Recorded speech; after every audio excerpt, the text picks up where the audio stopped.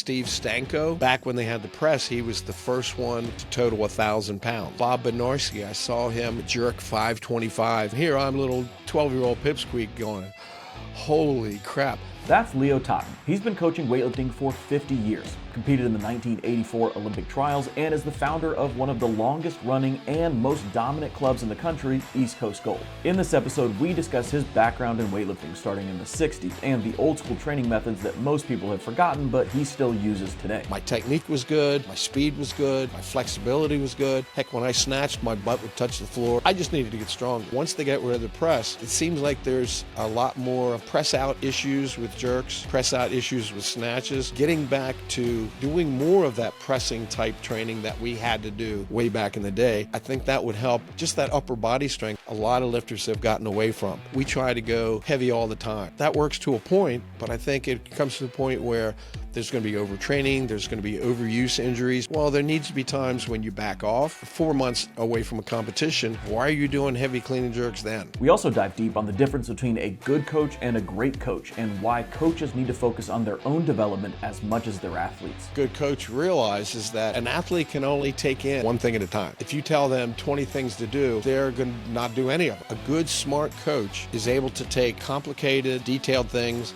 and simplify. If you come across a coach and they act like they know it all, stay far, far away because they have no clue. Let's dive in. Before we get started, if you love learning about Olympic weightlifting, getting strong, and building muscle, then please subscribe to the channel. And if you want to support the show, then check out our programs linked in the description below. Welcome back to the Last Set, Best Set podcast. I'm Coach Brian. I'm the owner of Big Ben Strength, and I've been teaching Olympic lifting for 11 years now. And I'm Coach Calvin. I'm current captain of Lindenwood University's Olympic weightlifting program, as well as a coach through Big Ben Strength.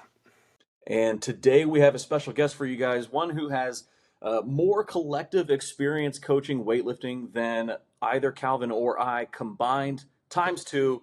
Leo Totten has been doing weightlifting for 40 years now, maybe a little bit more than that. But thank you for joining us, Coach Leo. You wanna tell us a little bit about how you got into the sport? I was just a wee little guy back when I was like 12 years old. I got my first set of weights. I think was always interested in sports, and but I was really little. Like in 8th grade, I weighed 83 pounds. I was just a wee little guy, but very athletic and very interested. So I knew I needed to get bigger and stronger. So I saw Strength and Health magazine. I go, I want to kind of be like those guys. So I live about an hour from York. So I went to York Barbell, got my first set of weights when I was 12 years old. And not only was it my first set of weights, but it was my first exposure to some really top level weightlifters at the time, because York Barbell in the early 60s, mid 60s, that was pretty much the mecca of weightlifting in the country. Bob Hoffman funded a lot of the top lifters around the country. They would come in there to train. And so me as this little pipsqueak sitting there watching them train, I'll go, that's pretty cool stuff. So pretty much taught myself how to snatch and clean and jerk based off just watching them and looking at Strength and Health magazine, figuring out how to do the different lifts. And I think that interest in the technique and teaching myself, I think in the long run, that ended up making me a pretty good coach. And but again, the trial and error that it took when I was kind of learning on my own, that really makes coaching now much more worthwhile. That something may have taken me, say, 6 months to figure out what I was doing wrong on my own. Now I can look at somebody else that has the same problem and say, within 5 seconds, say, well, you just rounded your back, or you bent your arms, or whatever. And so that was the start. And wish I would have had a coach. And I think that it's one of the nice things about the time frame that we're in now. There are a lot of coaches, although if you go on the internet, there's a lot of genius coaches who aren't so genius, but they present themselves to being that way because they market themselves very well. But yeah, that's how I started, and just started competing on my own, going to meets on my own, and learning along the way, and meeting a lot of really good people along the way. And because of that, the interest just kind of kept on going. And as I got bigger and stronger, I said, this sport is for me. And I don't know what made me stick with it, because I can tell you there were some things that I went through, training in my garage with a dirt floor. I never forget this. Training there, and I learned about deficit lifting just because that's what happened. Every time the weights hit the floor, it got deeper and deeper. Next thing you know, I'm pulling off my shoelaces. So I learned how to do the deficit lifts right away. And I have another story where that first set of weights was really just a 5 foot exercise bar with 100 pounds, and wasn't didn't have revolving sleeves or anything. And again, teaching myself how to snatch and clean and jerk. When the weather got cold, I set up a little something in second floor of my little apartment that our family lived in. Cleaned out this clothes closet basically. Put in a little sheet of plywood, and again, it was a 5 foot bar, but the room that I was lifting in was 6 feet wide, 4 feet front to back. So if you do the math, literally 6 inches on each side of the bar and 4 feet front to back. And I'm teaching myself from sequence photos of how to snatch and how to clean and jerk. There was a couple occasions when the weights kind of hit the wall a little bit or kind of hit the floor a little bit, but that's how I learned. So a little bit different situation now, but I've had some really good help along the way with just meeting other people, and the sport's been really good to me. This is why I continue with the sport, with coaching and working with young people, working with masters. So it's masters lifting isn't for me, but coaching masters lifting, I love it. Okay. When I retired from lifting, my last competition was the 1984 Olympic trials. And it was one of those things where, you know what? I was 32 years old at the time. I was doing my best lifting at the time, but I needed to get on with life, and I figured, well, now's a good time to cut out the lift, competing myself, but continue coaching. So as I got a little bit older, people said, well, you're still in really good shape. You work out. Why don't you start competing masters? And I'm like, I just didn't thrill me to do 50% of what I had done before. But I give masters credit. They really go after it, and that's why I love coaching them. That's just their thing, and that's their competitive edge. And we love working with them. So that's kind of it in a nutshell. There was so many things that happened in between, but that's at least how things got started. You mentioned starting at York Barbell. I think for a lot of people, they may not know York Barbell was, if I'm not mistaken, one of the first professional weightlifting teams in the country where athletes were getting paid to train and compete in weightlifting. Is that correct?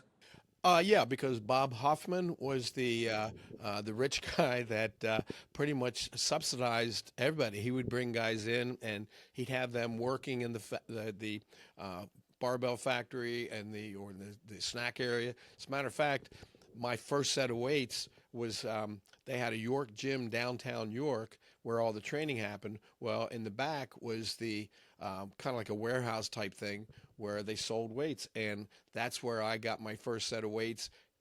Steve Stanko, who was again named way back when they had the press. He was the first one in the United States to total 1,000 pounds. Of course, everything was pounds at that time. So I bought my first set of weights from him. Plus, he was a Mr. America, and so I get to see all these guys that Bob Hoffman would bring in, and Bob Benorski, I saw him at 110 kilo body weight, jerk 525 pounds off the racks, and not jerk blocks, but off of standing squat racks. So I saw that. I saw Fred Lau come in to training. They were getting ready for, I think it was the '68 the Olympics, and he comes walking in, and of course, this is in the '60s, and it was kind of hippie days. He had his hair in a ponytail, goatee, but the most impressive thing is he's walking in there with these cut-off jean shorts, and every step he took, his thighs were like, they were just crushing. And here I'm, little 12-year-old pipsqueak, going, holy crap. So to me, watching things like that, that was great motivation. So back in the day, York Barbell was uh, the company to be with, and the team to be with. And ironically, I ended up starting to as I got better, I competed for York Barbell. And when I retired from lifting, they were still big into heavy lifting, so I was coaching their team, and it's kind of dissolved. It's kind of sad right now that they aren't really into the heavy lifting as much, but that was quite the history back then. That's for sure. There was a lot of good things happening from that. I still go back to my old Strength and Health magazines and kind of reminisce. And with my Totten training, I do every week I do a throwback Thursday, and a lot of the throwbacks are directly from some of the old Strength and Health. Luckily I still kept those. So that's quite the history that I think a lot of the new young lifters could benefit from, just finding out more about, and um, if nothing else, just appreciate what they have now compared to what we had back then. There's kind of like you see a lot of these like barbell clubs or like even like some of those professional teams that have popped up over the many decades that you've been in weightlifting, Leo.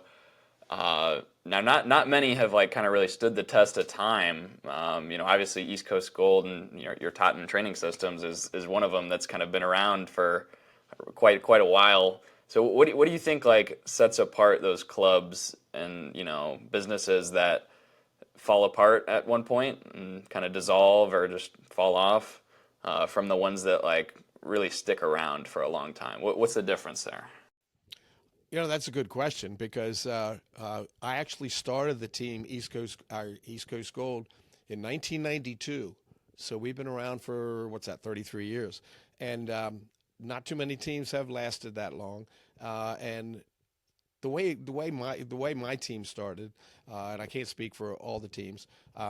What I found was that I was working with a couple athletes virtually, which isn't real easy when back in the day we didn't have the internet, uh, and so it was like phone calls and sending videos back and forth. But I had like three athletes that I was working with, and one of them qualified for nationals. He didn't have the money to go. I didn't have the money to go, but we really wanted to kind of make this happen. So we said, well, tell you what, let's start a little team and see if we can get some sponsorships and some donations, 501c3, so it's tax deductible, that sort of thing. And all of a sudden, there were other people from other surrounding areas that they were by themselves. They didn't have coaches. They just picked up the lifting on their own, and so this was a connection for people in various areas, and it just worked. And next thing you know, we're getting more and more members, and we got huge. We got to within like 300 members within about 3 years, and it was pretty cool deal. And we started setting up satellite centers all over the East Coast. And there was one, we still have one in Texas, and we had one in Oregon. So it just kind of expanded. And the key to our success, and again, I can't speak for everybody else, the key to our success is that I'm real particular about who we work with. And I know a lot of times, there's some lifters out there that aren't exactly the type of personality that we like to work with, or the type of individual. We like to work with quality people that you don't have to worry about the drug issues, you don't have to worry about the safe sport issues. And we've had some of that, but we get rid of that as soon as we can. But like for instance, right now, Phil Sabatini, who a lot of I mean, just not only a really good lifter, but just a really quality person and a quality coach. Well, anyway, at Virginia Beach, where he has established a really good satellite center for East Coast Gold, they're our main one right now. And one of the things he and I talk about all the time is that we think the reason our team has lasted so long and has been pretty top quality. I think we've won like 22 national team titles over the past 20 years, and so we've had a lot of success. And I know this might sound kind of hokey, but really what it boils down to, we try to do the right thing for the right reasons with the right people. And we try to stay away from the butt heads. We try to stay away from the drama. And you deal with some of these, but hopefully you bring them along and they fall into the pattern of what your expectations are for the team. And um, I think the leadership that we have at our different affiliates, my leadership, we keep pushing in that same direction. And we may not always win a team title. That doesn't matter. I mean, as long as we're doing what's best for the athlete in the right way, then we're happy with that. It's not just about the numbers they put over their head. It's a lot of other stuff that's involved, and that's what's been successful for us. And I'm not sure if all the other teams do that, or what their influence is, but it's worked for us. That's really incredible. I think, I mean, and people may listen to that and say that that sounds hokey, but that's really what it is doing the right thing for the right people. Like at the end of the day, that's what weightlifting is kind of about. I think it's easy to maybe see this more now with people who seem like they're in it not for the right reasons, like they're just in it to make money, or, this is the vehicle that they've got. Um, but I think at the end of the day, you can always kind of tell when somebody's going to be in it for a long time because they just love weightlifting. They love helping people improve. They make people feel better about their training. Like at the end of the day, that's really it. That's what matters most.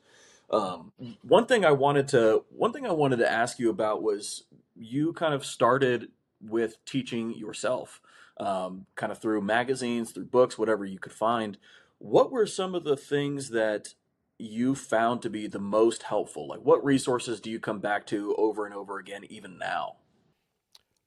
Well, first of all, constantly learning, and don't think you have all the answers.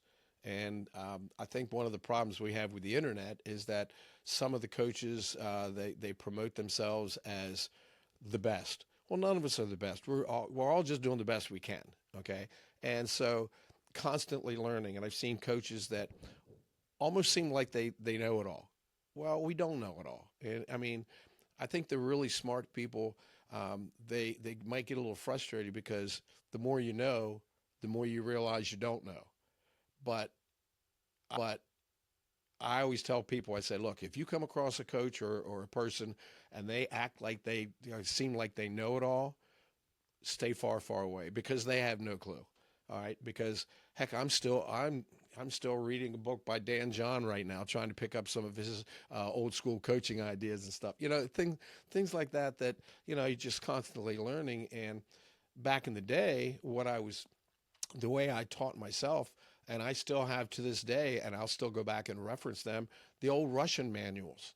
I've gotten a lot of my training strategies and programming from that, and it has continued to work. And I still go back to those manuals because what they did was they figured out what worked by research. Okay, a lot of times people will come up with ideas that they think are new and improved and stuff. And I know we're going to talk about old school stuff here, but old school works. I mean, the stuff from those Russian manuals, they have the research to back it up. They have the performances to back it up. It's not just somebody saying, "Oh, this should work." And I think that's one of the things that keeps me on my toes because heck, I just came last 2 weekends ago from East Tennessee State University, where they have what they call their coaches college every year, and this was their 20th anniversary. And I've been going to that, and a lot of, like, you guys know Chris Tabor and some of the other guys that Mike Stone, Meg Stone, those guys, they run it, and it always amazes me. And I go because not only to listen to the speakers, and they always get top level speakers, and because I'm trying to learn. I do not have all the answers, and but the best part is these guys, in between time, that networking and the conversation with them, that's where you keep on learning. When I go to the Collegiate Strength Coaches Show, the CSCCA, the networking there, the NSCA conferences, the networking that happens there, that's where all the learning goes. But you got to be willing to learn, and that's, I think some people kind of shut it off because it's just too much effort, or they think they somebody else doesn't know as much as they do. Well, you can always pick up different ideas. So constantly reading, constantly talking to other coaches, and I think one of the problems that some coaches have is that they'll dismiss somebody else's idea just because it doesn't agree with them. Well, but if something works for some other coach, then it works, and you don't criticize it. You say, okay, what can you learn from that? What can you incorporate it into your training, and just constantly learning. I think that's been the key for me anyway. learning from good coaches, learning from good resources. A lot of good books out there, a lot of heavy books. I remember one time my wife and I, we go to the beach with our family. I think this is 38 straight years we've been going to the Outer Banks in North Carolina, and I guess it's been a while, like 15 years ago, something like that. We're sitting under the umbrella, and she's reading some trashy novel, and I'm reading Tudor Bompa's Theory and Methodology of Training, and she says, "Why don't you read something a little bit more enjoyable?" And I go, "This is enjoyable to me," and it's it's difficult reading, especially when you've had a beer or two at the beach, but it's still enjoyable, and I think it has to be. It can't be a grind. If it's a grind, you're not going to keep doing it. But if it's a passion that you have and you really enjoy it, that's just like I'm still doing this, and I'm not gonna say how old I am, but I've been around for a long time. But my daughter, she bit of a wise ass. She said in a good way. She said, "Dad, you're getting really old. When are you gonna stop doing all these seminars and going to competitions? When are you gonna stop doing all that stuff?" I go, as long as I continue to feel good and like what I'm doing, and I have people buffaloed thinking I actually know what I'm talking about. So I'll continue it as long as I feel good and I still have the passion, and I don't see it stopping anytime. Something you mentioned there earlier was that you were talking to a lifter who was Mr. America and he was competing in weightlifting, um, and that's not something that happens nowadays at all. Nobody is like really doing bodybuilding at a high level and also competing in strength sports. Is that something that you think is kind of key to old school style training? Yes and no. I mean, you still, in order to be really good, you got to specialize, no doubt. Okay, but I think we could go back to the old school about in the off season how they trained. Train like a bodybuilder. Do some of the anatomical adaptation things that what periodization really is all about. Take some time to do CrossFit type things, and we could talk about CrossFit a little bit too, a little bit later on. But do some of that stuff in the off season. But you have to again periodize and figure out how to do that because you still have to have a good foundation. And I think sometimes we try to go heavy all the time with the snatch and the clean and jerk. That works to a point, but I think it comes to the point where there's going to be overtraining, there's going to be overuse injuries because if that's the same movement you do over and over and over and heavy, well, there needs to be times when you back off, when you periodize so that 3, 4 months away from a competition, why are you doing heavy clean and jerks then? All right. That's when you should be setting the base, doing some higher volume things, doing some of the things that the volume is up, but the intensity is going to be down. Give your body a chance to recover. If nothing else, give your nervous system a chance to recover. And I think that uh, sometimes we tend to push it too much, thinking that well we're weightlifters, we do snatch and clean and jerk. Why should we be doing all this other stuff? But again, setting the foundation, injury prevention, that sort of thing. I think sometimes coaches kind of forget that. So I think it's pretty important to I don't want to say all around athlete, but a little bit more athletic rather than just being that big strong weightlifter, you know. And it all comes together though. I mean, yeah, obviously, 3 weeks before a meet, I know Calvin's getting ready for the AO finals coming up, and he's probably not doing 30 reps in the RDLs or 30 rep graces in the snatch. That's there's a time and a place. Yeah, absolutely. And something else interesting. I think kind of to answer your question a little bit as well, Brian. Uh, I think what's been happening kind of in the social media age, especially with respect to like bodybuilding, especially with how popular it is now. Like bodybuilding as like a recreation kind of thing is just so popular. And there's so many people that kind of like Leo was talking about are saying, I have the best method, I have the best of this. And what bodybuilding used to look like, that kind of golden era bodybuilding, is nowhere even near like what people are saying nowadays. It's like, I don't know if you've seen these videos of people like with they literally bring a seatbelt into the gym to strap themselves into a hamstring curl. to so they can get better tension, or they, there's all these like little optimizations. And you look at these old school bodybuilders, and like they were squatting, like they were doing rows like with like moving at their hips, like Arnold's like bending all the way over to do a row like this. I mean, it's not a very athletic movement, but it's a lot more athletic than just being locked into this one, little range of motion that you see a lot of people do now. So maybe that's kind of where some of that separation comes from. Is just bodybuilding looks so much different than the training of weightlifters now. And in the past, it just used to be a lot more similar. That's an interesting point.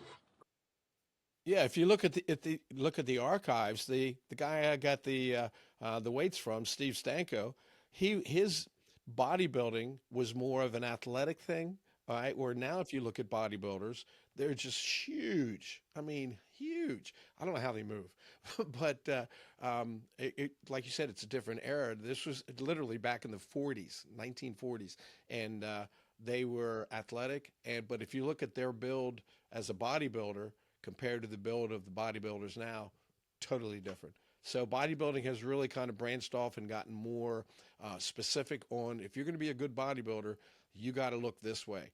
Where now, or where before, John Grimmick was a good weightlifter. Steve Stanko, a lot of these guys, they doubled up. They look very good physically as a bodybuilder, but not nearly what the huge guys are and girls are now. And I think that brings up really the point here is that back in the day, good strength training was bodybuilding and weightlifting, and it was a lot more of a holistic approach to the training itself, and it wasn't as specialized. And just as people got more information about how best to train, they got more specialized, and so now people are more, they know how to train bodybuilding to get as big as humanly possible. And on the weightlifting side of things, that's gotten true too. I think people have gotten better about specializing their programming to be really good at the snatch and clean and jerk. But then maybe sometimes that means that people are missing out on that possibly a very important base of having physical competency in all arenas of strength and development. Well, and I think we can learn from the some of the other countries, some of the that have had success over the years, whether it's the Europeans or the Soviets or whatever. Um, they their top level lifters, they did their long term athletic development, which is the big thing now. We're trying to get back to that in this country. They developed them as athletes first and then they became weightlifters. And I think sometimes we have people that jump in, I'm going to be a weightlifter right away. But that also has to do with, 6 year olds playing soccer year round, specializing at that age. So I think we as a country, I think we need to get back to, hey, let's set the foundation. Let's get physical education back in the schools. Let's teach them how to move. Let's teach them how to be an athlete first. And I thought it was interesting. There was a book, one of my favorite books from a while back called The Miracle Machine, and it's a book that talked about the back in the day the East German training system back in the 70s and 80s. They're winning all kinds of gold medals, and they were a small, of course, then Germany was a West Germany and East Germany, but they were a small 17 million people in their country, and they're winning as many gold medals in the Olympics as we in the United States were. And I love this book because it talked about their training program, and like what they would do is they would send their have all their 6, 7, and 8 year olds as a 6 year old and 7 year old and 8 year old. All they would do, they would train them in three different activities: swimming, gymnastics, and track. And what they did was it was all they didn't specialize in anything at that point. That's all they did. They got that foundation. But then, as an 8 year old became a nine, they would say, okay, you're a soccer player, you're going to go to the soccer school. You're a weightlifter, you're going to go to the weightlifting school. But the interesting part, though, is as a 9 year old in the weightlifting school, for instance, 80% of their training at that school was still general physical preparation. Only 20% was actual specializing in weightlifting. Then as a 10-year-old, it became 75-25 ratio. So do you see what I'm saying? They weren't really specializing, so to speak, until they were 16, 17 years old. They made for a longer lasting career that way. It was safer. They had built the foundation. I think it would really help us to get back to that. And I think as specialization, whether it's soccer or football or lacrosse or tennis or whatever, I think at that age, have fun, go out and play. Whatever happened to the three sport people in high school? It just doesn't happen as much anymore. It's a big deal to have athletes two sports. But the interesting thing is that I know some coaches say, well, you got to play year round. You got to play on the club team. You got to play on the travel teams. Well, some of that's a money making thing, but I still think it's better to have them do more than one sport if at all possible for as long as possible. And the interesting they did a study of the NFL guys. Something like 90% of them were two or three sport athletes in high school. So, I mean, that tells you, I think sometimes the early specialization, it calls for overuse injuries, it calls for burnout. The athletic development is kind of stunted a little bit because of that. So, I think weightlifters could follow that way of thinking too. Less specialization early, more specialization later on. I'm curious about this because I think the incentives are not aligned to make that happen. So what I mean by that is we're seeing now, at least in the U.S. at the youth level and at the junior level, that athletes are way better than they used to be. Like we are significantly outperforming in youth and junior levels, especially, and it does seem like that's leading to better performance for us at the senior level as well. Um, but I also remember talking to Seb from Weightlifting House a few years back and asking about the relationship between youth world champions and those who go on to become future Olympic champions. And that he said that there was actually not that many athletes who did that, who were high level youth athletes who then went on to become Olympic champions later in their career. So do you think that maybe we're pushing athletes to compete at this international level in the youth, at least in the youth area, maybe a little too soon, and that could be causing some issues? Or do you think that we can continue to do that, but we just have to adjust how we train and make sure that they're not over specializing in that too early? Well, I think to me, the ultimate goal would be to produce Olympic champions. So if, like talking to Seb about that, if they're a youth, like say 13, 14, 15 years old, and they're winning world championships, does that correlate when they're 25 winning Olympic championships or 23 or whatever? And I think that's an interesting point. If it does correlate to that, then we're on the right track. But if it doesn't, then maybe we need to readjust that and say maybe limit how many competitions they could be in. Because sometimes even some of the youth athletes, for instance, they'll be international competing internationally 3 or 4 times a year.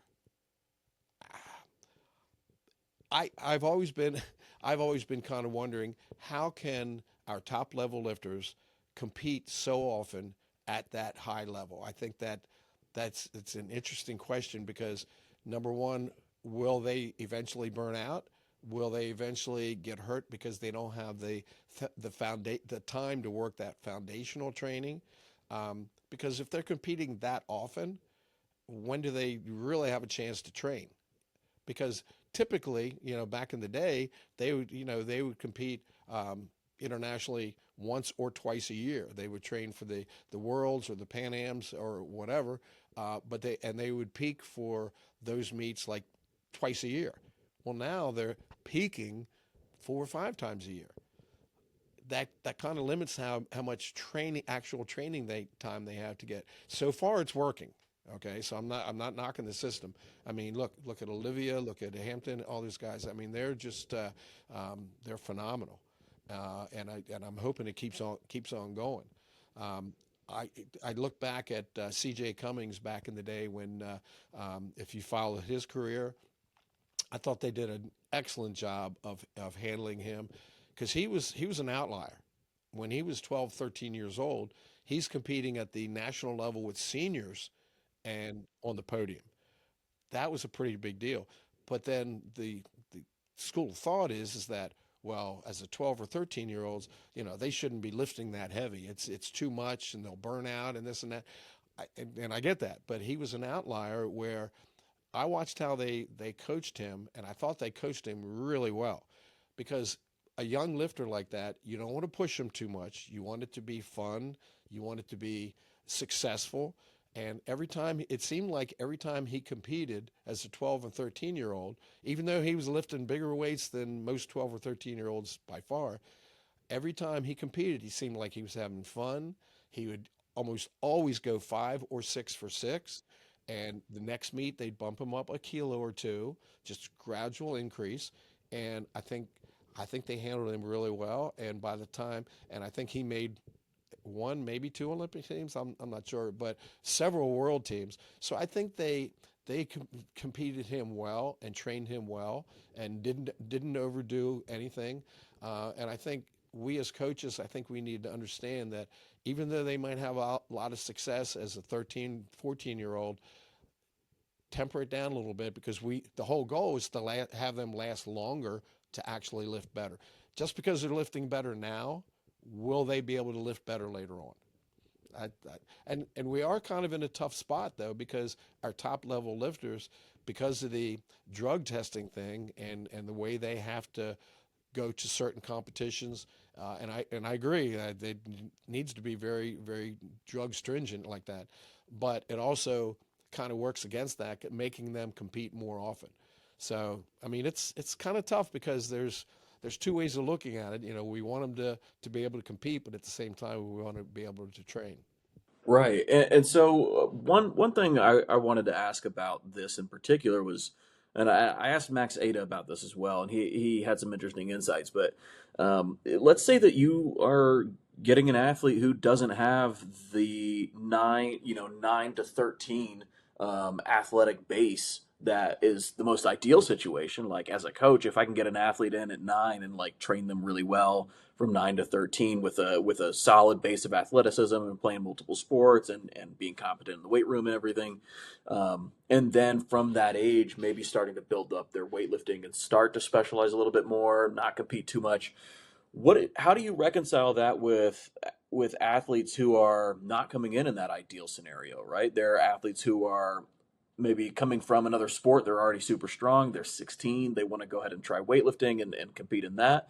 But, they didn't have all the background that we would ideally like to have them in. Do you think it's still important for maybe to force them to have this kind of base of athletic development, or is it okay to kind of push them and have them start to specialize a little bit? Well, in the case where you're talking about them coming from another sport, they should have gotten some of that athletic background then. So when we're talking about the old 10,000 hour rule to get to the elite level, well, the 10,000 hours doesn't mean just training weightlifting. That could mean, maybe in another sport or two other sports. So I don't think you force it, but I think you see where each individual athlete is, and based on their athletic ability, do you need to add more of that, because maybe they're stiff, maybe they're slow. So if they are, see, I think we need to actually individualize training based on where they came from and take them from there. So if somebody has zero athletic background, then I think you do have to incorporate more, because that'll, in the long run, that'll make them better. But if they come in, say from football or soccer or something like that, I always say, wrestlers and gymnasts, they make great weightlifters, because they come right in. They've got that athletic background. So, and if you're short on time, and you have somebody who's really, really strong, and we have several of those, lifting for us now. They've only been on the scene for a couple years, and you don't want to take them backwards, but at the same time, when they have the training time, maybe incorporate some of those things into their lifting. Does that make sense? I think you see it far too often, especially when you get like a really talented athlete that's like younger. Coaches sometimes look past that, kind of training age, and they see the talent and the ability level of an athlete. Maybe they can qualify for an international meet, a youth or junior international meet, and they are pushing, like crazy with this athlete, not giving them that GPP exposure like you're talking about. And it's really difficult to like kind of bridge that gap between experience level and then somebody's actual training age. Because if your training age and past experience in sports is only a year or two, but you just happen to be able to squat some crazy number, that doesn't necessarily mean you should just be pushing the snatch and clean and jerk. You should still be building that work capacity, working on all those motor patterns and different movements and planes of motion that aren't involved in weightlifting that actually do help weightlifting. And yeah, like you just see it way too much with that youth and juniors. I think a lot of coaches take a lot of pride in how their athletes do. Obviously, that's any coach does. Their athletes are a reflection of their coaching. But I think coaches get greedy sometimes. They're trying to let me really push this kid hard to make this international meet, and then I'm an international coach, and then I'm a better coach, and this kind of feeds my ego, that kind of thing. I think you see that too much. I think you bring up a really good point. I think sometimes, and we have the same problem with parents pushing their kids. I think a lot of times our coaches are just so big on getting them to a certain point, not only because the lifter gets there, but their coaching credentials continue to increase from there. And I think sometimes the ego of the coach gets in the way. Instead of saying what's best for the athlete, they're saying what's best for their promotion. And I think that's kind of a dangerous thing. And sometimes coaches get overzealous and not really what's best for the athlete. And even as far as making weight classes, dropping weight and stuff to be able to qualify for something, I think sometimes some of the coaches go a little crazy with that. I had a situation one time where we were at a national junior championships a while back, and it was a 3-day event, and it wasn't one of those things where all of the youth and the junior and the masters and the open. There wasn't one of those things. It was just a youth and junior meet, if I remember correctly. And so it was a 3-day event, and it was early Saturday mornings, like 6 o'clock in the morning, and I had already been there all day Friday and coaching and refereeing and doing my thing. And I knew it was going to be a long weekend. I said, so I think I'm going to just go down to the fitness room, just get on the treadmill, walk a little bit, just get the blood flowing, just get a little bit of fitness in there. And so at 6 o'clock in the morning, in comes this little girl, 11 years old, and had a beanie on, had a rubber suit, had a sweatsuit on top of that, had a blanket, and and she comes in there with her coach and her dad, and they come in, they get her up on a stationary bike, and she's pedaling away like crazy, trying to get into the 35 kilo class. And I'm like, I couldn't believe it. I was pissed. I was like, how? I didn't say anything at the time. And as it turned out, I said something to the coach later, though, trust me. But anyway, I watched what happened to this little girl. She made weight, but bombed out, crying like crazy, never saw her again. Is this what we want our coaches doing? I don't think so. Well, anyway, when I talked to the coach, he was like, "Well, she was gonna win a medal, and if she didn't make weight, they wouldn't let her lift." And I'm like, "So what? Then you just don't do this." And then he said, "Oh, well, the dad said it was okay," and I'm like, the dad doesn't know. He'll do whatever you as a coach says. He doesn't know. You're the one that should be responsible for that. So lost that kid, maybe from sport forever. I don't know, but we just can't be doing stuff like that. And sometimes the coach's ego gets in the way. And as long as again, if you can look at yourself in the mirror saying what I did was the best, what I thought was best for the athlete, then you can look in the mirror and feel good about yourself. And if you can do that, you're fine. But I'm not sure if every coach can say that. Yeah, that's a situation where it's just I think people let themselves go a little too far down the pipeline, and then they just forget the whole point. At no point should somebody be cutting weight at 11 years old. No point should somebody be cutting weight at 13 years old. It's just not necessary. And the one thing that I can say is like that athlete is not really going to remember winning a medal at youth nationals at 11, but they will absolutely remember how the coach made them feel when they couldn't make weight for a sport that like was supposed to be fun. You know what I mean? And that's really frustrating to see. And I see it too at the college and high school level. Like I worked with a college team for the last 2 years, and we would have kids come in who joined the high school, joined from high school weightlifting here in Florida, which is like a full blown sport here. And they would just say that like they liked weightlifting, but their coach made them hate the sport, and so they never wanted to compete again. And it was just stories of coaches making them cut down 2 weight classes to compete so that they could be a point scorer. Yeah, 2 weight classes in high school, that's like chopping a leg off. That's absurd. There's no reason to be doing that. And also for any athletes that's listening, right? If your coach is really trying to talk you into cutting weight, especially 2 weight classes, more than likely what's going to happen is you're going to get weaker. Like just about every single instance that you cut weight, especially excessively, you're just going to feel weaker. You're going to feel not as good on game day. It's not going to give you that confidence. What will probably make you feel really great on competition day is having breakfast before you weigh in and still being able to hit big lifts. Like that's going to feel great. Having great, isn't this supposed to be fun? Exactly. Like and especially now in social media, I think that I see people treat the sport like it's some sacrifice that they're making to the world so that they just if they suffer enough they'll be rewarded at the end with an Olympic medal or something like that. And sure, there are sacrifices that have to be made when you're at the top level of the sport, but when you're at the beginning of the sport, the most important thing is that you enjoy it so that you stick with it long enough to be good. Well, and one of the things that go along with that, I think, is speaking of the younger lifters, 11 and under, 12 and 13. Okay, in my mind, they should virtually never miss a lift in competition.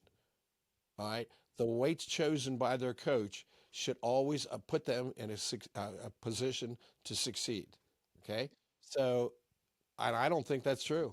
I think if you look at the stats, I'll bet you it's more like 50% good lifts for those guys. Well, heck, even my national team, our goal is always that these are adults now, all right, or older kids. The goal is 66% good lifts. That means averaging 4 out of 6, and that's the advanced guys. That's one of the reasons why our team does really well, by the way, because the more lifts you make, the better off you're going to be. We don't make stupid jumps. We try to be as smart, strategic as possible in the jumps that we take. And but if you're with an 11 or under or a 12 and 13-year old, they should virtually never miss a lift. Maybe their third attempt clean and jerk. And because success builds on success, and that's where the confidence comes in, and that's where the fun comes in. That's what keeps them coming back. If they bomb out, or if they make one snatch, one clean and jerk, they go 2 for 6. Well, I totaled. Well, but that's not going to keep them coming back. So I think that's one of the things that not only the weight loss thing that you were mentioning, but I think also the weights that they choose, because success builds on success. Don't start with a PR. I I trained with a guy years ago, and he bombed out all the time. And I said, "Well, why do you start so heavy?" He says, "Well, if I'm going to bomb, I'm going to bomb big." Well, to me, that's not quite the approach you should take. Yeah, there's the secret third option, which is not bombing. There's also that. It's a lot more fun not to bomb. Yeah. Okay, so uh, I think we've Again, I'm going to covered show my age here. pretty in I depth a little actually bit about competed how when they still training had the used to be press. different now. Okay, they I'm got rid of the curious to press. know, is It there was the press anything that again. A you lot of see you might have lifters some not younger doing people who these don't days even that know they there was the should be press doing? at the Maybe time. that's But there variations was of the the lift. press, Maybe snatch, and that's clean and certain jerk. exercises. And Maybe they that's finally got rid of certain the press approaches in to their programming. We've 1972 talked after the about Olympics. having I a was more really happy extended because I GPP had phase. competed, Very I think, important. Being five a little bit years. more athletically My competent 10th with grade all was my movements and first not meet just in over specializing 1967. too early. But anyway, Is there anything else that there you was the think, as press, far as snatch, and training clean and jerk. methodologies, I that was you see always lifters a real not do that you think they because would I be taught better off myself doing this. now? I was more of a technician and more of a cerebral type lifter, if you will. My technique was good. My speed was good. My flexibility was good. Heck, when I snatched, my butt would touch the floor. I mean, flexibility was not an issue for me. I just needed to get stronger. So even after they got rid of the press, I knew I had to get my squats up and my snatch and clean and jerk would come up. I got that. Well, back when they still had the press, literally guys got the tech. There was the technique. It was like it wasn't a military press. It wasn't a strict press. It was a more of, they called it an Olympic press, where you could get a back bend holding the bar, and then you drive it up using a kind of like a body heave, supposedly not using any knees, but guys kind of cheated and did. And I then ended up doing almost like a standing bench press. I took a lot of upper body strength and a lot of it was turned out to be a lot of technique. Well, most guys, they got the technique down so good that they could press almost as much as they could clean and jerk. So what happened was their press was up here, their snatch was usually way down here, and then their clean and jerk was up a little higher than the press. Well, in my case, because my technique was really good, my press was here, my snatch was actually way better than my press, and then the clean and jerk was up here. So I would lose a lot of ground after the press, and but then I would gain it back in the snatch. But what I find is happening now, once they get rid of the press, it seems like there's a lot more press out issues with jerks, press out issues with snatches. I think getting back to doing more of that pressing type training that we had to do way back in the day, I think that would help. Just that upper body strength, I think a lot of lifters have gotten away from. Of course, there's technique that causes that press out and the weak lockouts, I think. Um, but I think if we'd get back more to the presses, I think that would help. And again, that's some of the GPP thing.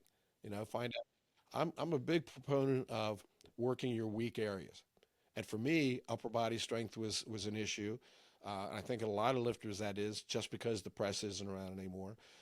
Maybe it's a low back issue. Well, take more time to do hypers. Maybe do more time to do your RDLs. Um, I think there's a basics that all coaches have to have their lifters doing, but within that base that everybody should be doing, then you got to individualize a little bit and say, okay, what are some of these weak areas we need to work on? So that's a big part of how I set up my training. And Well, that's a and great point. When we I used interviewed to say, Calvin's let's coach, he talk made about your the strengths exact and your same point. weaknesses. Actually, I've he changed said that to say, he what are said your it strengths very and your concisely. He said limiting every lift ends with factors? weight over your head, Because so you there's better have a probably strong upper something holding body. you back. Like for instance, And if it makes sense. It you know, makes a ton of sense. I for mean, that's me, what I my clean and remember jerk seeing was all the old school 80% of my lifters back doing squat was back in the day. they had Okay. massive And what I hulking found is upper that if I got bodies my squat to up, my match clean and their jerk lower would come body up as strength. well. And now it seems So, like I mean, everybody's there really definitely is a obsessed with strength the ratio there. squat and getting But the squat people numbers have to up. And be the able to squat is work on important. what they're It's not good at. don't get me wrong on that. So, The like for pull's instance, important your too. snatch and But clean and jerk, I your feel snatch like should we be about left the upper 80% of body your behind a clean and little jerk, bit over the right? last few Well, if it's years, and I think 70% that of that your would clean and make jerk, people a lot better that tells you what weightlifters. you need to Maybe work help on. with their press But you out got to issues and not be have as many disciplined issues with enough that as well. to work on what you're not And good at. And potentially also coaches kind have of to be save some back good issues as motivators well. to make their If you athletes have a strong enough want upper to do body to that sort of handle the thing. weights that your So if the back and your snatch legs is are behind that throwing overhead, 80%, it's like 70 or 75, then what part of the snatch is holding you back? Is it the snatch? Is it the technique? Is it the speed going under the bar? Is it, and then maybe you need to work more off the high blocks from from that position. Is it the overhead strength? I always say that you should be at least able to overhead squat 20 or 10% more than you plan on snatching. Well, if you can't do that, then overhead strength is your issue. Or maybe you tend to press out. Well, then do some snatch grip presses from behind, push jerks from behind. Figure out what you need to do to fix that, and then you put it all together when it comes time to do your max snatch and your max clean and jerk. I mean, it's really the same thing we do when we're teaching new people how to snatch and clean and jerk. We break it down.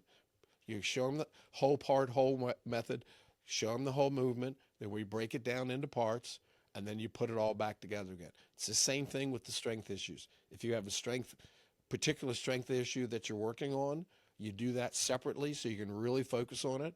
And then eventually the goal is to put it back together all in one movement. It works. It's just, To me, it's not it's not any rocket science or anything. You work on what you're not good at, what's holding you back. It takes time. It takes time to become a new lifter to a good lifter, and a good lifter to an excellent lifter. Okay, and so it takes time, and I think that's one of the things that we need to understand is that it is a process, and you have to embrace the process or embrace the suck, so to speak, because things are not easy. And I think one of the things that we have issues with most Americans in particular, they want that immediate gratification. All right, they want those top level lifts. Right, I've only been training for 6 months. Why am I not making improvement? Why am I not making national qualifying for nationals? It takes time. Same thing in coach development. It does take time, and I think you do all the normal things. You know, you take your USAW level 1, you take your USAW level 2, you develop athletes, and you got to get in there and work with them. Find out what works. Talk to coaches who've been successful. All right, and just because a coach has a particular way of doing things doesn't mean it may necessarily fit into your personality, but find out what works for them. What can you do to incorporate in that? Even your coaching style. I mean, one of the things I have had a lot of success with, I think that has really helped me. I've been studying coaches, not just weightlifting coaches, but studying coaches from all sports.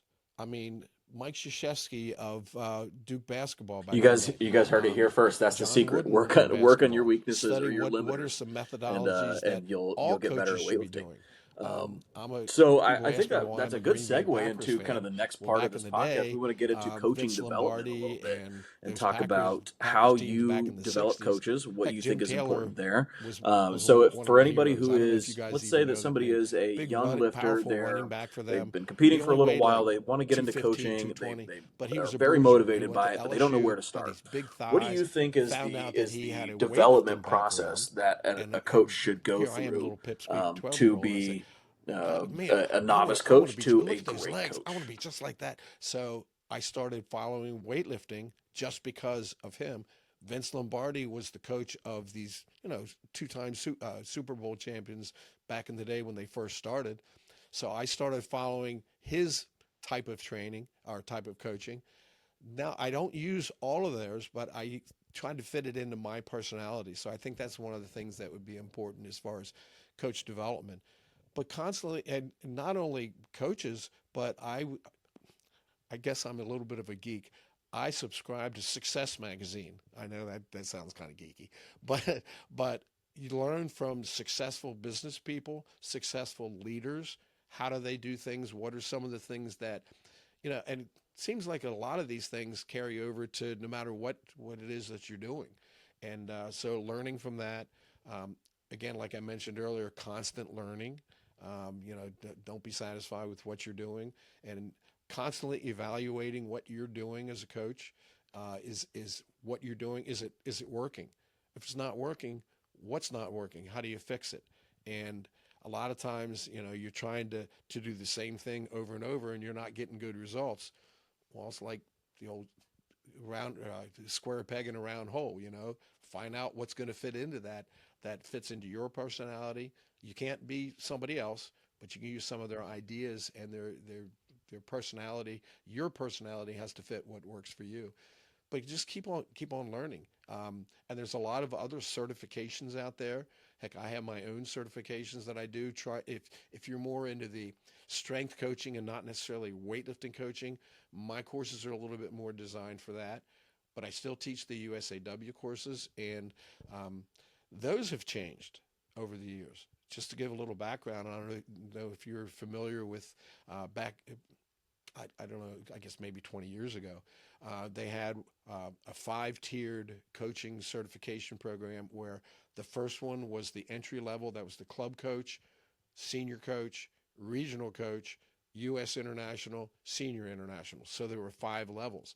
And but the first 3 levels had a lot of education, like formal education that went along with it, like the club coach, similar to the level 1 now. That was literally a 2-day course.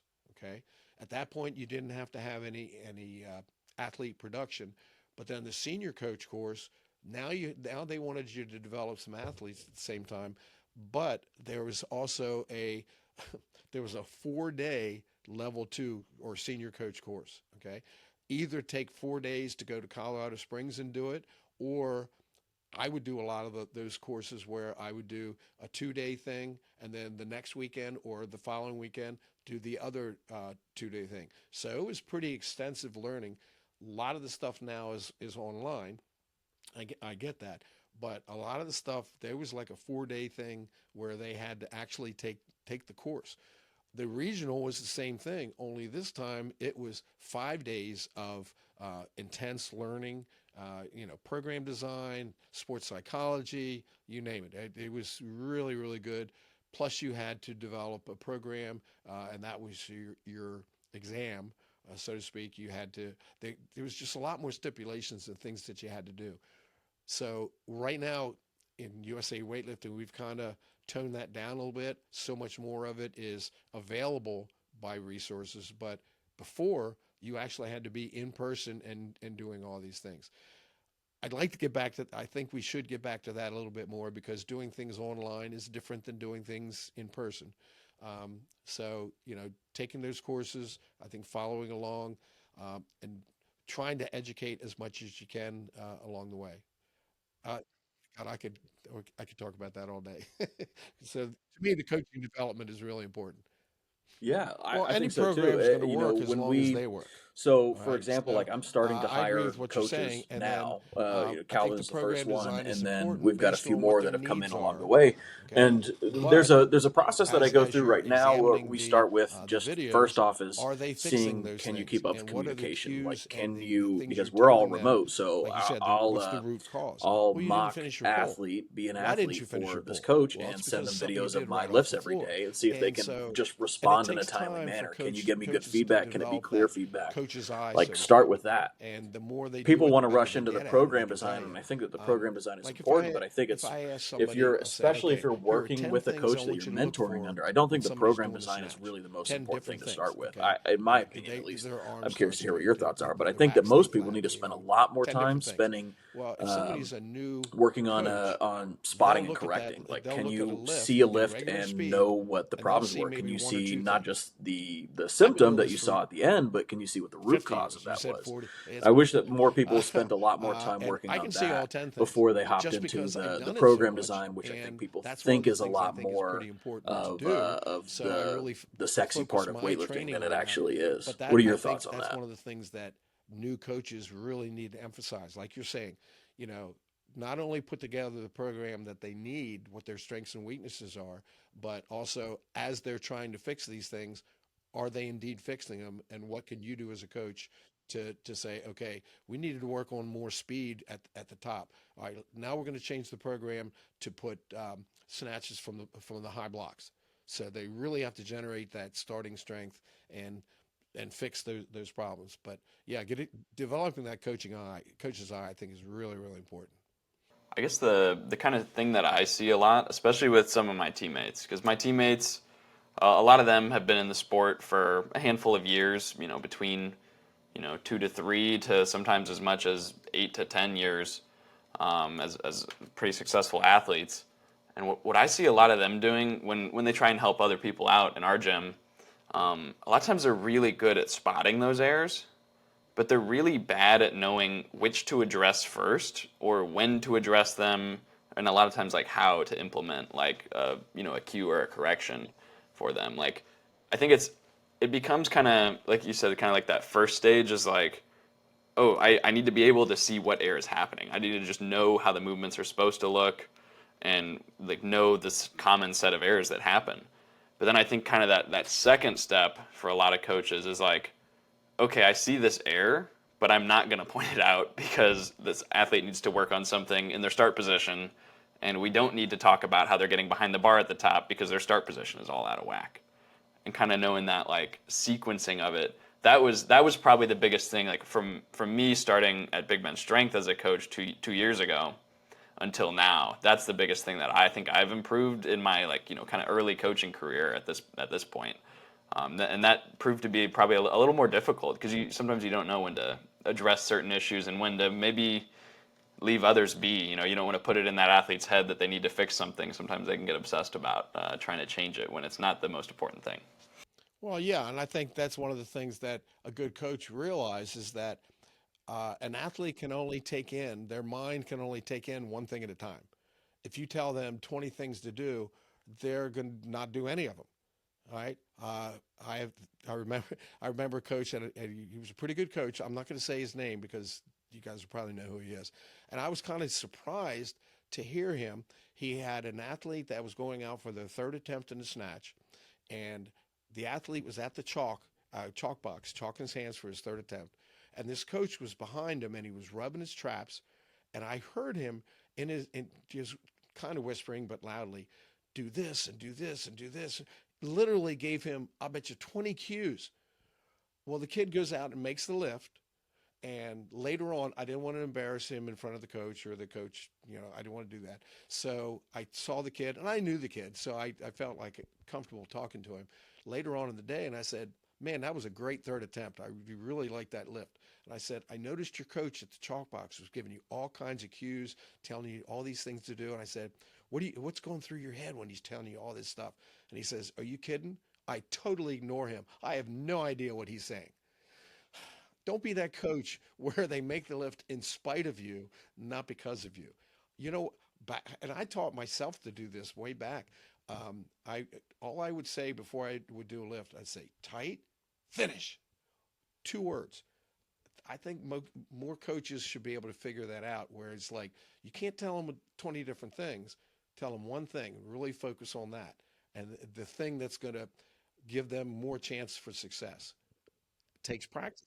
It takes time to get that. Calvin said something to me one time about that, and he said, like, I think people should be um, periodizing their corrections and their cues in the same way that they periodize their training.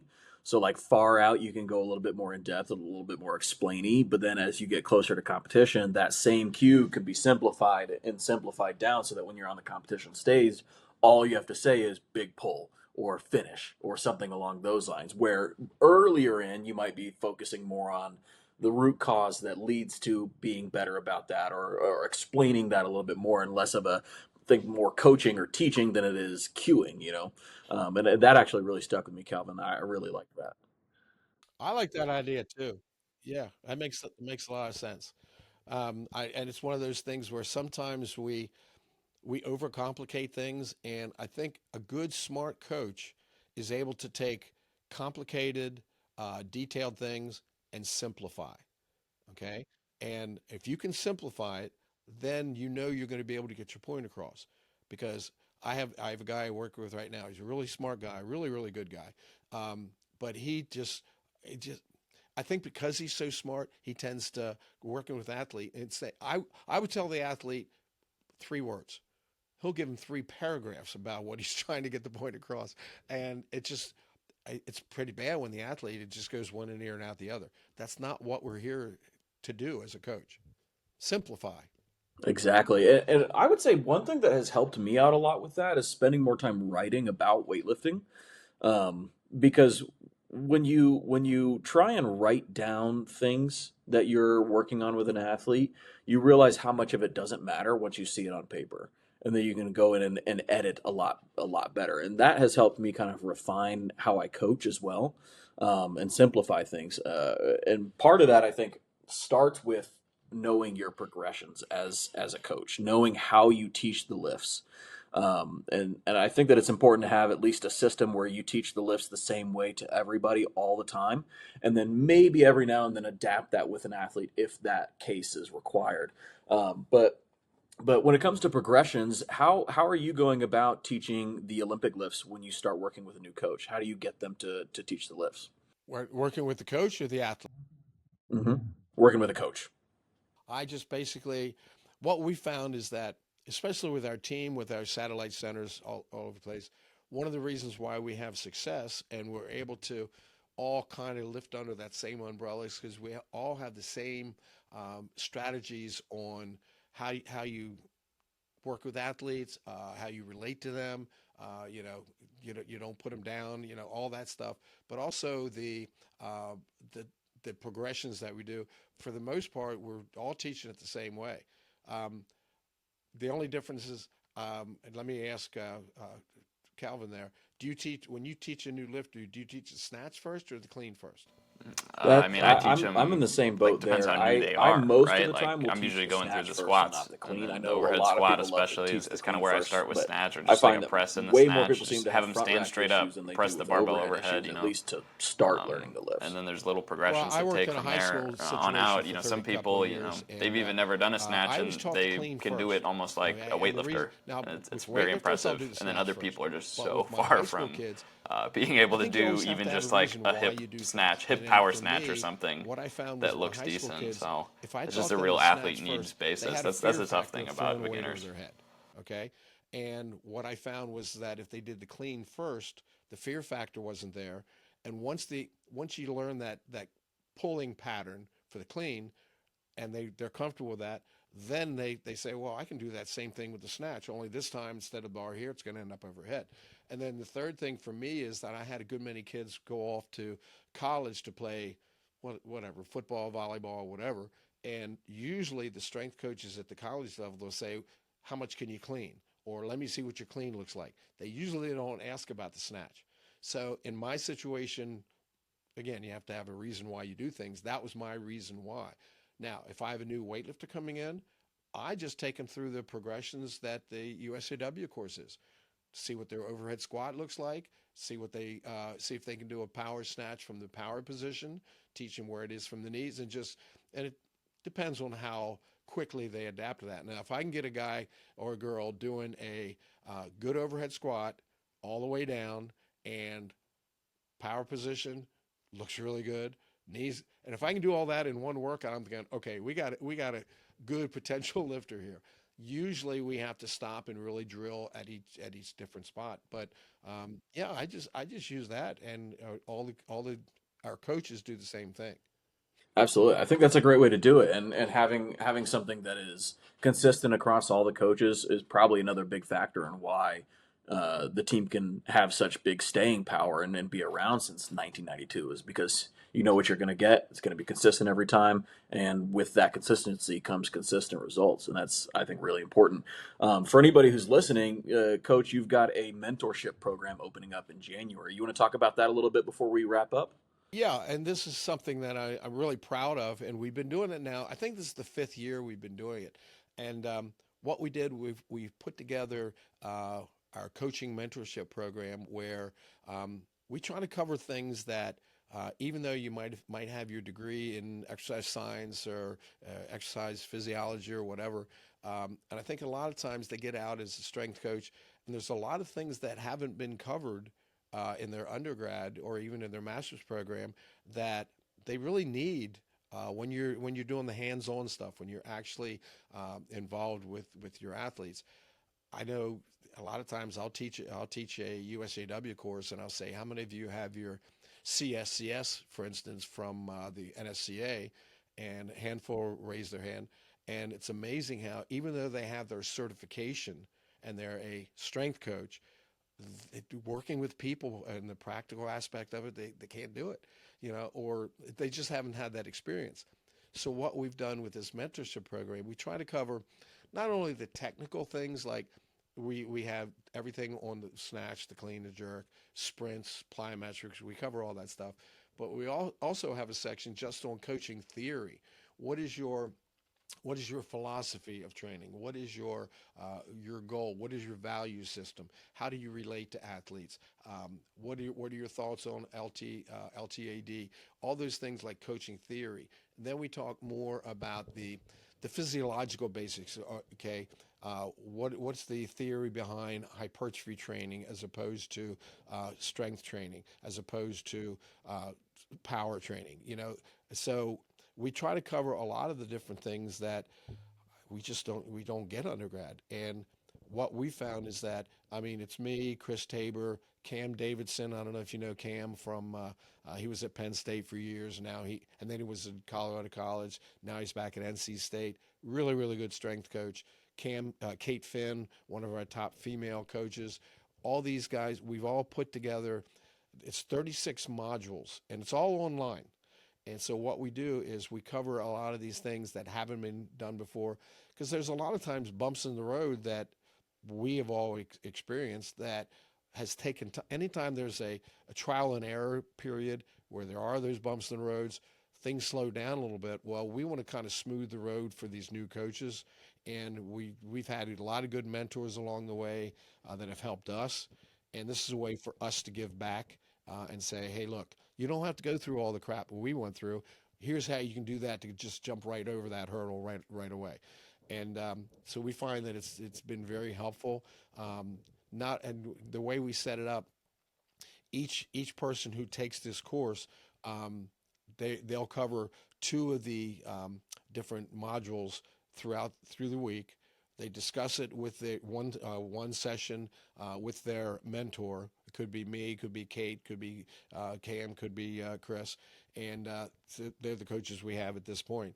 And we'll say, okay, you guys get together, and then we'll do that for 3 consecutive weeks, covering two different modules each time. But then the fourth one, we call what we call our full cohort. That's where everybody gets together and we discuss anything that and me and I lead it. So we discuss any of the issues that they've been having, any things that may not necessarily even have to do with the modules they covered, but hey, we'll just talk about anything that's cropped up in their situation. It's been a real successful thing. I mean, we've had a lot of good feedback from that. We're trying to push it a little bit more to have a little bit more numbers. We try to keep the numbers pretty low. Try to be no more than 10, because we want as much individual attention as possible. Okay, it's one thing to have 50 people and then nobody ever gets to have a say in anything. So we try to keep the numbers down and be real specific about who we offer this to. But we do have the wait list started on Totten Training, my website. But we'll actually start it up in January, and it'll be pretty much a 6-month thing. Even though you're supposed to cover 2 modules a week, we're very flexible on how we do that. If they want to cover 3 in one week and they know that the next week they need to catch up or whatever, very flexible on how that's set up. So signups are going to be coming up in January, but right now you can get on the wait list, so to speak, and we'll go from there. But again, we just like giving back, and this is a great. We've had a lot of good mentors. Man, we just love giving back. And guys, for anybody who's listening, like this is so invaluable because when I first started, like I didn't really have that many people that I could reach out to get better at coaching. I was kind of alone here in the area. And so I did do whatever I could. I could reach out to different people via email. Some people would respond, some people would just not. But you know, the having somebody that you can reach out to and ask questions and know that you're going to get solid advice from people who have been doing it for a long time is one of the most valuable things that you can do as a coach, because you can read the books about programming, you can watch videos about technique, but at the end of the day, like you got to be doing the coaching and you got to be getting feedback from people who've been doing it for a long time about how you're doing there. And so getting paired up with a mentor like this would be so valuable for anybody. We'll go ahead and link the wait list for that in the show notes if you guys are interested. And Coach, thank you so much for doing this episode with us. Really appreciate it. I appreciate the fact that you are interested in promoting all the things that I've been promoting with the coaching and helping athletes, helping coaches. It's been very valuable, and I appreciate you guys having me on. It sounds like you're doing a lot of good stuff, and Calvin's kind of doing okay too for a young guy. He's doing all right. He's doing pretty good. Well, and that's what we're trying to do. I mean, it's one thing to coach 10 athletes. Well, if you coach 10 coaches who coach 10 athletes, it just gets exponentially bigger and bigger. So it's really a valuable thing to get those coaches doing the right stuff. Exactly. It's the way to have the biggest impact on the sport is making sure that these coaches can be really great coaches. Um, yeah.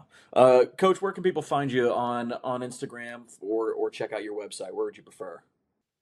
Website is tottentraining.com. My email is really easy. It's leo@tottentraining.com. And I say that because the individual conversations, we can do that by email or by text or whatever. But as far as Instagram, Facebook, it's just at Totten Training.